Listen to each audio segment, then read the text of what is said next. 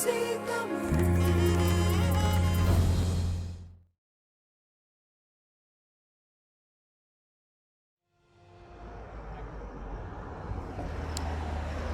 சுற்றுறதை பற்றி நீங்கள் என்ன நினைக்கிறீங்க? எங்களில் அநேகம் பேர் எக்கச்சக்கமாக திட்டு வாங்கியிருப்போம். ஏண்டா இப்படி வெட்டியாக ஊர் சுற்றிட்டு இருக்க, வேலைக்கு போகாமல் அப்படின்னலாம். ஊர் சுற்றுறதுன்றது உருப்படாத காரியம் என்பது தான் பரவலாக இருக்கிற ஒரு அபிப்பிராயம். ஆனால் இதே காரியத்தை வெட்டியாக பண்ணாமல் ஒரு விஷயத்தோடு செய்யலாமா என்று நினைத்து பார்த்ததன் விளைவுதான் நீங்கள் தற்போது பார்த்து கொண்டிருக்கின்ற யாதும் ஊரே என்ற இந்த நிகழ்ச்சி. நாங்கள் இப்போ இருக்கிறது பிரித்தானியாவின் தலைநகரமான லண்டன் நகரத்தில். பின்னணியில் நீங்கள் பார்க்கலாம், உலக புகழ் பெற்ற வெஸ்ட்மின்ஸ்டர் நாடாளுமன்றம் இருக்குது. ஆனால் நிகழ்ச்சியின் இந்த முதலாவது அங்கத்தில் நாங்கள் பார்க்க போகிற இடம் தி பிரிட்டிஷ் மியூசியம், லண்டன் நகரத்தில் இருக்கின்ற பிரித்தானிய அருங்காட்சியகம். இங்கே நாங்கள் பார்த்து தெரிந்து கொள்ளக்கூடிய, அறிந்து கொள்ளக்கூடிய சுவாரஸ்யமான பயன்மிக்க தகவல்கள் எவை? வாங்க போய் தெரிந்து கொள்ளலாம்.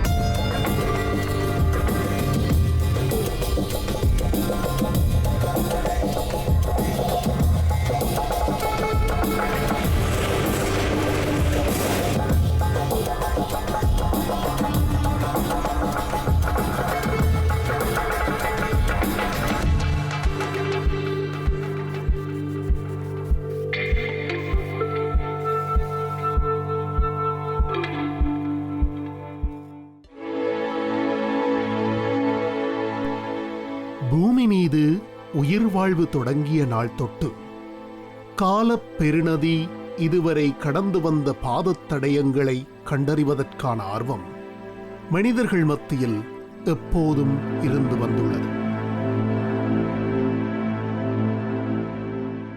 வாழும் காலத்துக்கு அப்பாலும் தமது நினைவுகள் நிலைத்திருக்க வேண்டும் என்பதற்காக மனிதகுலம் மேற்கொண்ட முயற்சிகளை சரித்திரத்தின் எண்ணற்ற ஏடுகளெங்கும் காணலாம். உலகின் இத்தகைய நாகரிகங்களின் கதைகள், அவர்களின் நினைவு சின்னங்கள், இவற்றையெல்லாம் ஒரே கூரையின் கீழ் கொண்டுள்ள ஒப்பற்ற தனிப்பெரும் ஆவண காப்பகமாக விளங்குகிறது பிரித்தானிய அருங்காட்சியகம், தி பிரிட்டிஷ் மியூசியம்.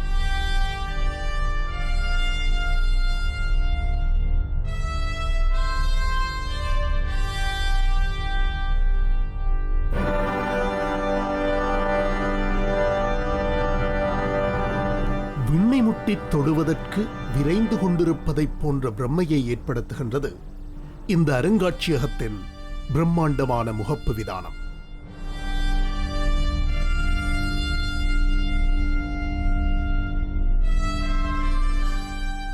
இந்த கான்கிரீட் விதானத்தை தாங்கி நிற்கின்ற இராட்சத தூண்களை தாண்டிச் சென்றால் பிரிட்டிஷ் மியூசியத்தின் வரவேற்பு பகுதியை அடையலாம்.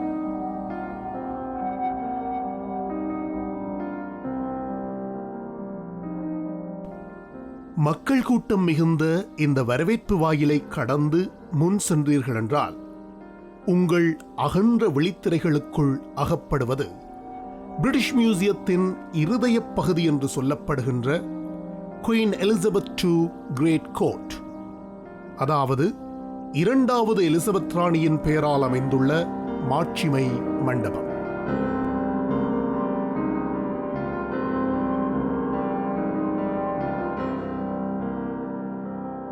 20ஆம் நூற்றாண்டின் பிற்பகுதியில் பிரிட்டிஷ் மியூசியத்தை பார்வையிட வருபவர்களின் எண்ணிக்கை அதீதமாக அதிகரித்துச் சென்றதை கருத்தில் கொண்டு இந்த மண்டபம் கட்டப்பட்டது.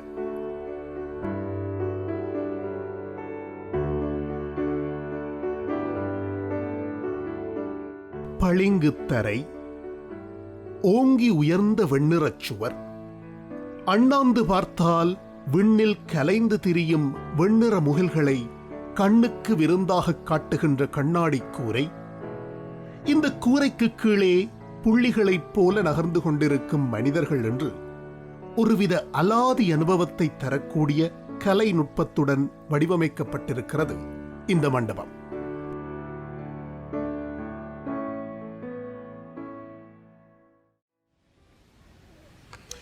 The most popular tourist attraction in Great Britain in the last 6 years அதாவது 2012ஆம் ஆண்டு வரையான 6 ஆண்டு கால பகுதியில் பிரித்தானியாவுக்கு வருகை தந்த சுற்றுலா பயணிகளில் அதிகம் பேர் பார்வையிட்ட ஒரு இடமாக இருப்பது தி பிரிட்டிஷ் மியூசியம், பிரித்தானிய அருங்காட்சியகம்.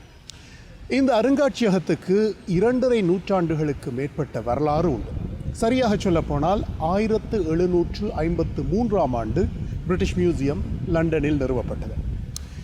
இந்த மியூசியம் தோற்றம் பெற்றதன் பின்னணியில் ஒரு சுவாரஸ்யமான கதை இருக்கிறது. ஹான்ஸ் லோயன் என்பவர் 17ஆம் நூற்றாண்டுக்கும் 18ஆம் நூற்றாண்டுக்கும் இடைப்பட்ட காலப்பகுதியில் பிரித்தானியாவில் வாழ்ந்த ஒரு மருத்துவர். அயர்லாந்தில் பிறந்தவர். மன்னர்கள் தொடக்கம் மந்திரிகள் வரையில் மருத்துவ சிகிச்சைக்காக இவரிடம்தான் சென்றார்கள் என்றால் இவருக்கு இருந்த செல்வாக்கை ஒருவாறாக நாம் அனுமானித்து அறிந்து கொள்ளலாம். 1687ஆம் ஆண்டு இங்கிலாந்தின் அப்போதைய ஆளுநர் ஜமைக்கா சென்றிருந்த போது இவரும் கூட சென்றிருந்தார். திரும்பி வருகின்ற போது ஜமைக்காவிலிருந்து சுமார் 800 வகையான தாவர வகைமைகள், இவற்றை தவிரவும் மேலும் பல உயிரங்கிகள் என்பவற்றை இவர் அங்கிருந்து இங்கிலாந்துக்கு கொண்டு வந்து சேர்த்திருந்தார். இந்த ஆண்டு கால பகுதியிலிருந்து இவ்வாறான பல அரிய பொருட்களை சேகரிக்கின்ற வழக்கத்தை இவர் கைக்கொள்ள தொடங்கினார். 1753ஆம் ஆண்டு இவர் மரணிப்பதற்கு முன்னதாக ஓர் உயில் மூலம் இங்கிலாந்தின் அப்போதைய 2ஆம் ஜோர்ஜ் மன்னனிடம் இவரிடமிருந்த சேகரங்கள், சுமார் 71,000க்கும் மேற்பட்ட அரிய பல பொருட்கள், உலகம் பூராவும் இருந்து கொண்டு வரப்பட்ட இந்த பொருட்கள் ஜோர்ஜ் மன்னனிடம் கையளிக்கப்பட்டன. இதன் பின்னதாக 1753ஆம் ஆண்டு ஜூன் மாதம் 7ஆம் தேதி ஒரு நாடாளுமன்ற சட்டமூலத்தின் வாயிலாக பிரித்தானிய அருங்காட்சியகம் இந்த அரிய பொருட்களை கொண்டு நிறுவப்பட்டது. இதன் பின்னதாக 19ஆம் நூற்றாண்டிலே பிரித்தானிய ஏகாதிபத்திய ராஜ்யத்தின் எல்லைகள் விரிவு பெற்றதை தொடர்ந்து உலகின் பல்வேறு பாகங்களிலும் இருந்தும் சரித்திர பிரசித்தி வாய்ந்த அரும்பொருட்கள் கொண்டு வரப்பட்டு இந்த அருங்காட்சியகத்தில் வைக்கப்பட்டன. தற்போதைய பிரித்தானிய அருங்காட்சியகத்தின் பெரும்பகுதி 1823ஆம் ஆண்டு ஸ்மர்க் என்பவரால் வடிவமைக்கப்பட்டிருந்தது. இந்த காலப்பகுதியில் அருங்காட்சியகத்தை பார்வையிட வருபவர்களின் அதிகபட்ச எண்ணிக்கை ஆண்டொன்றுக்கு 1,00,000 இருந்தது. 1990ஆம் ஆண்டளவில் இந்த எண்ணிக்கை 6 மில்லியனையும் தாண்டி அதிகரித்து சென்றதில் இத்தகைய சன நெரிசலை சமாளிப்பதற்கு ஏற்ற வகையில் இந்த மாட்சிமை மண்டபம் நிர்மாணிக்கப்பட்டு 2000ஆம் ஆண்டு டிசம்பர் மாதம் திறந்து வைக்கப்பட்டது.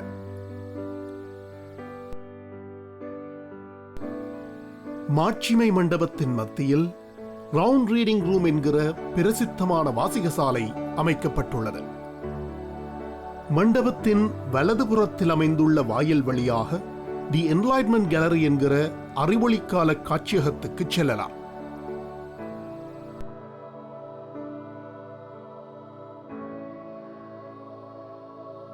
பிரிட்டிஷ் மியூசியம் 1753ஆம் ஆண்டு உருவாக்கப்பட்டது என்பதை முன்பு சொல்லியிருந்தோம். இந்த காலப்பகுதியில் மேற்கொள்ளப்பட்ட ஆய்வுகள் தற்கால உலகு தொடர்பான எமது அறிவை எவ்வாறு வடிவமைத்துள்ளன என்பதை இங்குள்ள கண்காட்சி எடுத்துக் காட்டுகிறது. Discovering the World in the 18th Century, அதாவது 18ஆம் நூற்றாண்டு உலகத்தை கண்டறிதல் என்ற தலைப்பில் இந்த கண்காட்சி வைக்கப்பட்டுள்ளது.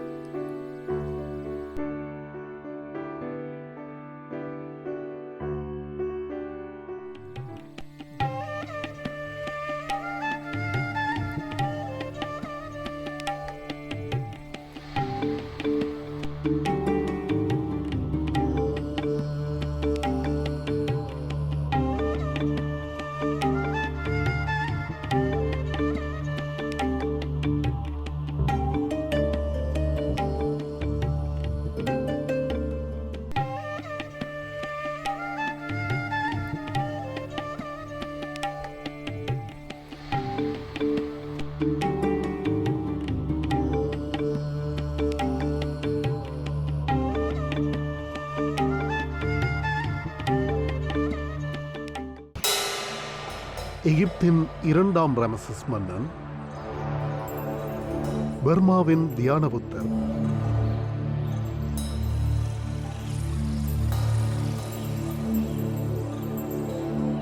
இஸ்லாமிய உலகு. இலங்கையின் கிழக்கு பிராந்தியத்திலிருந்து கொண்டு வரப்பட்ட தாராதேவி சிலை,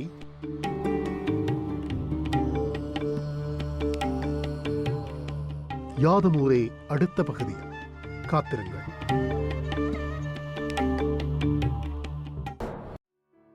கிரேட் கோர்ட் என்கிற மாட்சிமை மண்டபத்தின் இடது புறத்தில் இருக்கும் நீளறையில் எகிப்திய சிற்பங்கள் வைக்கப்பட்டுள்ளன.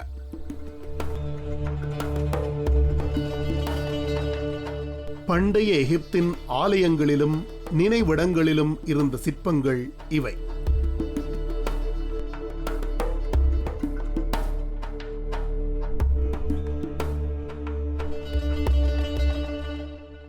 தன்னை பார்ப்பவர்களை தானும் உற்று நோக்குவதைப் போல கண்கள் தாழ்த்தியிருக்கும் இந்த பெரிய சிற்பம் கிறிஸ்துவுக்கு முன் 1279 ஆண்டு தொடக்கம் 67 ஆண்டுகள் எகிப்தை ஆட்சி செய்த 2ஆம் ரமசஸ் மன்னனுடையது. சுமார் 7.5 தொன் எடை கொண்ட இந்த சிற்பம் கிரனைட் கல்லில் வடிக்கப்பெற்றது.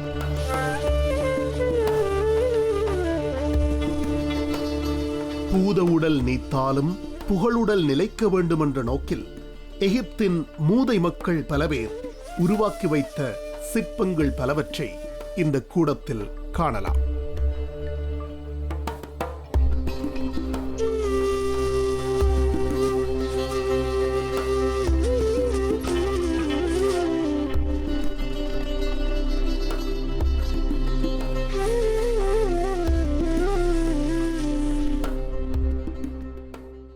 இதனை அடுத்து அமைந்துள்ள 4 மண்டபங்களில் அசிரியா என்று அழைக்கப்பட்ட தற்போதைய ஈராக்கின் வடபிராந்தியத்தைச் சார்ந்த சிற்பங்களும் நினைவு சின்னங்களும் வைக்கப்பட்டுள்ளன.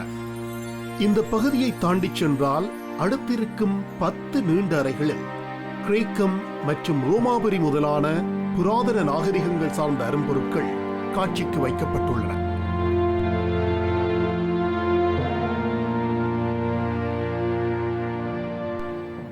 மாட்சிமை மண்டபத்தின் வடதிசை வாயில் வழியாகச் சென்றால் லிவிங் அண்ட் டையிங் என்ற கருப்பொருளுக்கு அமைவாக உலகின் பல்வேறு பகுதிகளிலும் இருந்து கொண்டு வந்து சேகரிக்கப்பட்ட அரும்பொருட்கள் காட்சிக்கு வைக்கப்பட்டுள்ளன.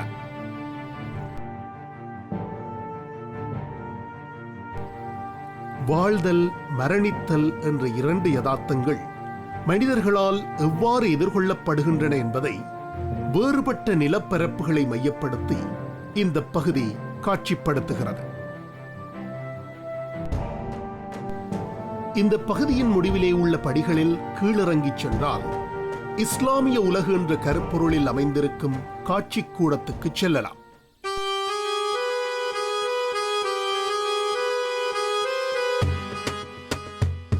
இஸ்லாம் முதன்மை சமயமாக விளங்குகின்ற இடங்களின் பண்பாட்டு பின்புலத்தை வெளிப்படுத்தும் விதமாக இந்த கூடம் அமைந்துள்ளது.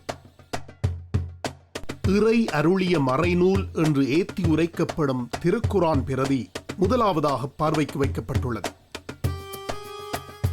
இஸ்லாமிய சமூகங்கள் மத்தியில் நிலவும் நம்பிக்கைகள், அவர்தம் கலைகள், எழுத்துருவங்கள், இஸ்லாமிய அறிவியல் முதலான விடயங்கள் இங்கே கவனப்படுத்தப்பட்டுள்ளன. இஸ்லாமிய உலகு காட்சி கூடத்திலிருந்து படிகள் வழியாக திரும்பவும் மேலே சென்று வடக்கு திசை நோக்கி திரும்பினால் தென்படுவது 33ஆம் இலக்க மண்டபம்.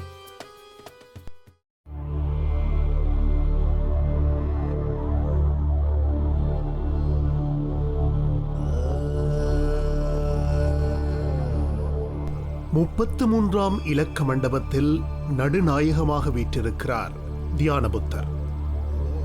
நிலன் நோக்கி ஆழ்ந்த விழிகள் நிர்மலஞ்சொரி அமர்ந்திருக்கும் இந்த புத்தரின் சிலை பர்மாவிலிருந்து கொண்டு வரப்பட்டது. 18 அல்லது 19ஆம் நூற்றாண்டுக்குரியது.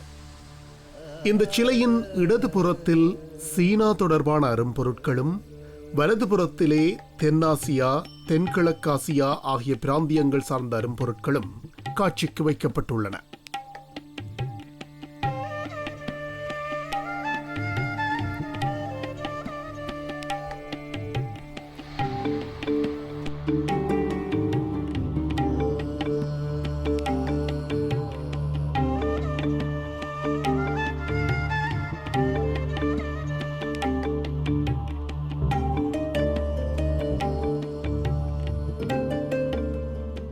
மகாயான பௌத்தத்தில் கருணையின் வடிவாக தொழுதேத்தப்படும் போதிதத்துவ தாராதேவியின் வெண்கலச் சிலை இந்த மண்டபத்தை பார்வையிட வருபவர்களை எதிர்கொண்டு நிற்கிறது. இலங்கையின் கிழக்கு பிராந்திய மாவட்டங்களான மட்டக்களப்புக்கும் திருகோணமலைக்கும் இடையிலிருந்து கண்டெடுக்கப்பட்ட இந்த சிலை கிறிஸ்துக்கு பின் 8ஆம் நூற்றாண்டைச் சேர்ந்தது. காருண்யம் ததும்பும் கண்கள், திரண்ட மார்பகங்கள், சிற்றிடை, நாடி வந்த பொருளை நல்குவதற்காக கீழ்நோக்கி குவிந்த கொடைக்கரம், தாமரை சூடுவதற்காக மேல் நோக்கியிருக்கும் மறுகரம் என்று மோனச் சிலிர்ப்பை ஏற்படுத்தும் விதமாக நிற்கிறாள் தாராதேவி. பாரம்பரியமாகவே இலங்கை தேரவாத பௌத்தத்தை போற்றி பேணி வந்த நாடாக அறியப்படுகின்ற சூழலில் அங்கு மகாயான பௌத்தமும் கடைபிடிக்கப்பட்டு வந்ததற்கான சான்றாக போதிதத்துவ தாராவின் சிலை விளங்குகிறது.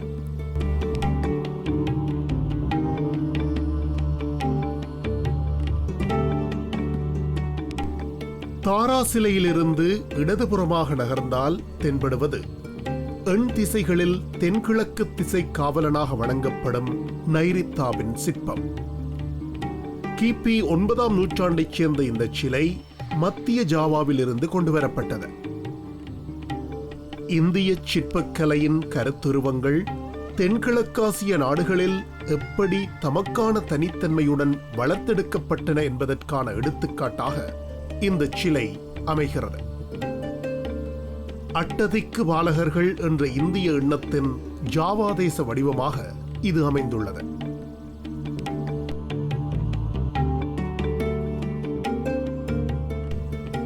இது தமிழகத்திலிருந்து கொண்டுவரப்பட்ட சோழர் காலத்து சிவன் சிலை. துள்ளு மான்மறி தூமழு வாளினர் என்ற திருநாவுக்கரசர் தேவார வரிகளை நினைப்பிக்குமா போல் உள்ளது மான் மழு தாங்கிய இந்த சிவஸ்வரூபம்.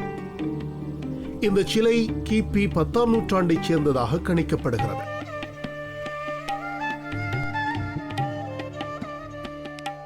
இந்தியாவில் தொன்று தொட்டு நிலவி வரும் சூரிய வழிபாடு தொடர்பான விளக்கங்களோடும் சூரிய சிற்பங்கள் இங்கு காட்சிக்கு வைக்கப்பட்டுள்ளன. இருளில் இருந்து ஒளிக்கு வழிகாட்டுகின்ற மந்திரமாக வேதங்களில் விவரிக்கப்படுகின்ற காயத்ரி மந்திர சுலோகத்தின் விளக்கமும் இங்கு தரப்பட்டுள்ளது. இதனையே செங்கதிர் தேவன் சிறந்த ஒளியினை தேர்கின்றோம், அவன் எங்கள் அறிவினை தூண்டி நடத்துக என்று தனது கவிமொழியில் சொல்லுவார் மகாகவி சுப்பிரமணிய பாரதி.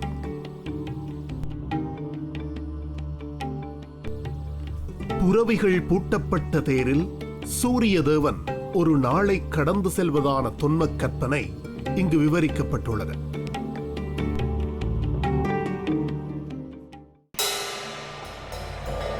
சோழர் காலத்து நடராஜர் சிலை,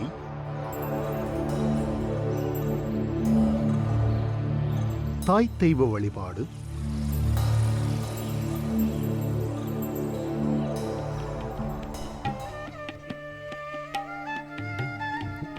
சிந்துவெளி நாகரிக எச்சங்கள்,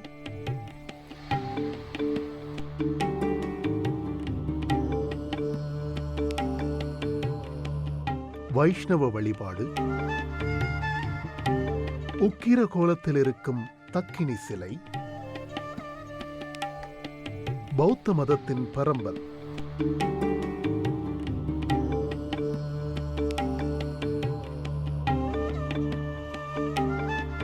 யாதுமூரே அடுத்த வார அத்தியாயத்தில் காணத் தவறாதீர்கள்.